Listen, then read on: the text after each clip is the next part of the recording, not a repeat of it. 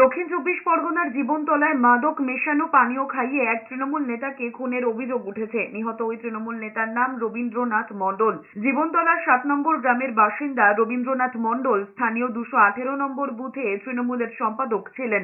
নিহত তৃণমূল নেতার পরিবার দুই প্রতিবেশীর বিরুদ্ধে খুনের অভিযোগ তুলেছে। পরিবারের বক্তব্য, টাকা পয়সা সংক্রান্ত বিবাদ থেকেই পরিকল্পনা করে রবীন্দ্রনাথ মণ্ডলকে মেরে ফেলা হয়েছে। বাড়ির অদূরে অচেতন অবস্থায় ওই তৃণমূল নেতাকে উদ্ধার করা হয়। তাকে মত্ত অবস্থায় দেখা গিয়েছিল বলে দাবি স্থানীয়দের একাংশের।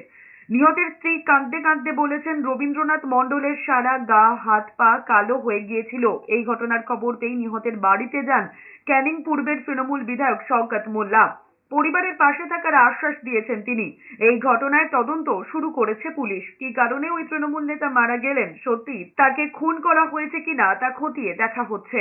এদিকে এই ঘটনায় যুক্ত সন্দেহে 6 জনকে গ্রেফতার করা হয়েছে। দেখুন, আমাদের এই 7 নম্বর বুথের সম্পাদক হচ্ছে রবীন্দ্রনাথ মণ্ডল। গতকাল রাতের খুন হয়েছে। কীভাবে খুন হয়েছে, কেন খুন হয়েছে এবং কী কারণে খুন হয়েছে সে বিষয়ে এখন পর্যন্ত আমরা সেই ধরনের কিছু বলতে পারছি না, কারণ পুলিশ ইনভেস্টিগেশন করছে।